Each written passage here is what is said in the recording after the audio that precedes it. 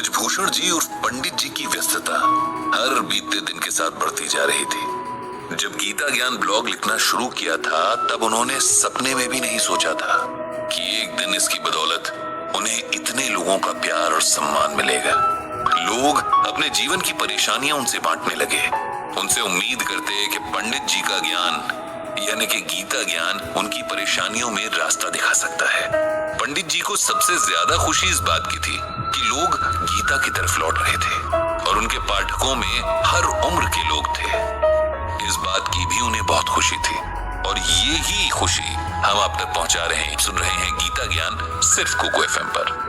इधर जब पंडित जी अपने ब्लॉग के जरिए लोगों को अपना सीखा हुआ समझा हुआ ज्ञान बांट रहे थे तब उनके अपने घर में उनकी पत्नी सरला जी एक बड़े मानसिक संघर्ष से गुजर रही थी, जिस पर अगर पंडित जी ने ध्यान दे दिया होता तो वे सरला जी की मदद कर सकते थे।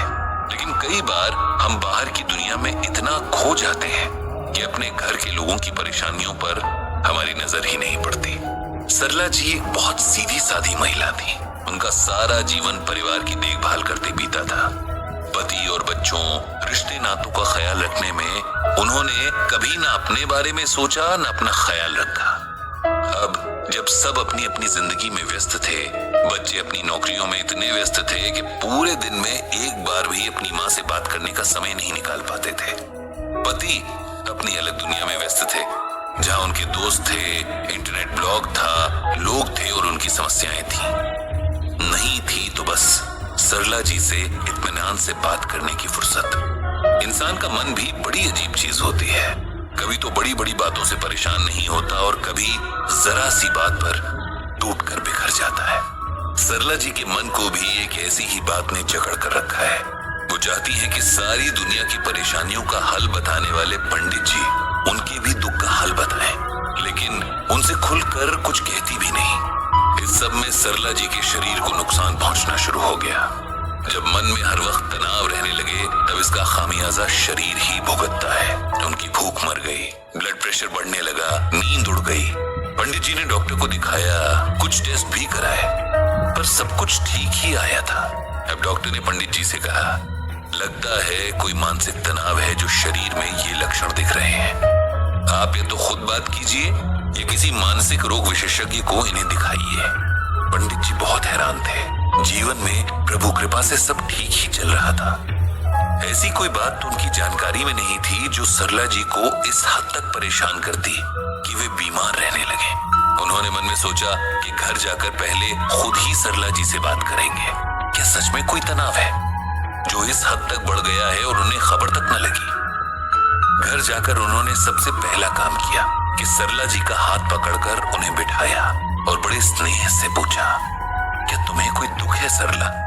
किसी की कोई बात जो तुम्हारे दिल को लगी है? मेरा कोई व्यवहार तुम्हें बुरा लगा या कुछ भी ऐसा हुआ है जिसने तुम्हें परेशान किया है?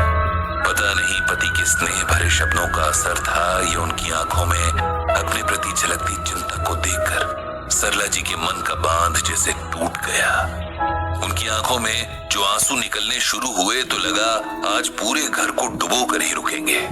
पंडित जी ने सरला जी को रोका नहीं, रोने दिया, लेकिन मन ही मन उन्हें खुद पर बहुत गुस्सा भी आया कि सारी जिंदगी उनके साथ हर सुख दुख में खड़ी रहने वाली, उनकी हंसी हंसने वाली, उनके आंसू रोने वाली पत्नी जाने किस कष्ट में है और उन्हें पता तक नहीं। इससे बड़ी शर्म की बात क्या होगी कि अनजान लोगों को उनके दुखों का हल बताने वाले पंडित जी को अपनी पत्नी के दुख की भनक तक नहीं है। खूब रोकर जब सरला जी शांत हुई तब पंडित जी ने फिर से पूछा कि आपके आंसुओं की वजह क्या है?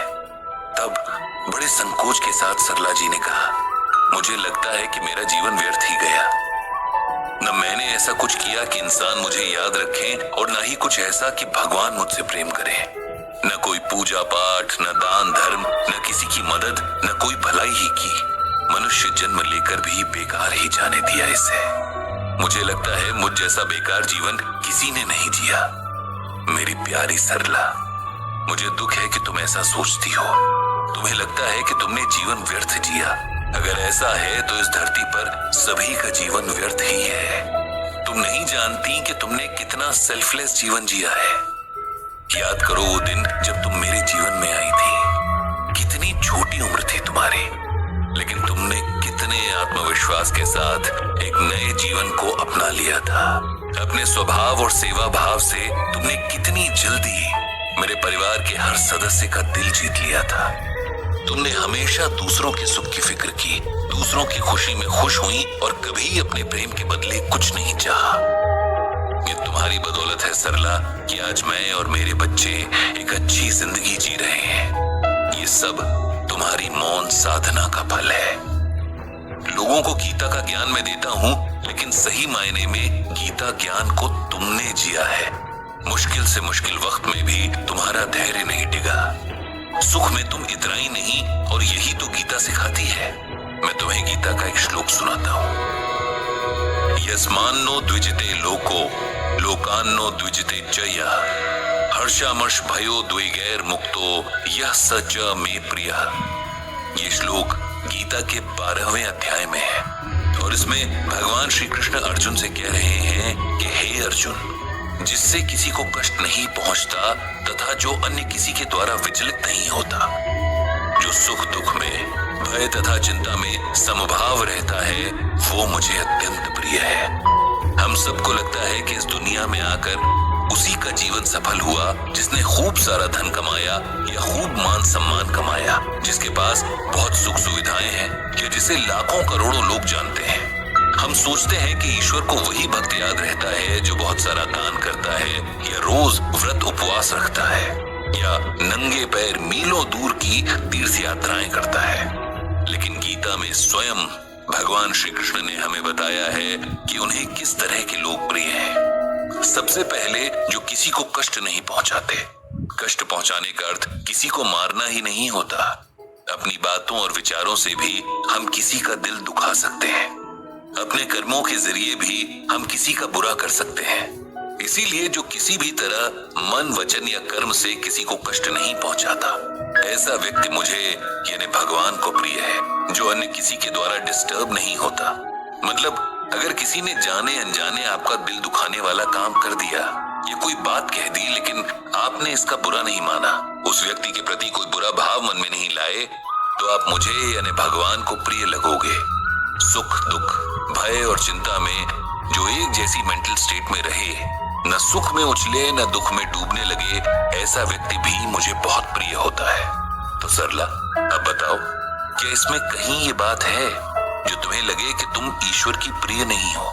तुमने तो हमेशा गीता में भगवान की कही इन कंडीशंस का पालन किया है, इसलिए तुम्हारा जीवन कैसे व्यर्थ हुआ? तुम्हारा जीवन तो हम सबसे ज्यादा सफल है, क्योंकि ये तुम्हारे नाम की ही तरह सरल है। इसमें किसी किस्म का छल कपट नहीं है।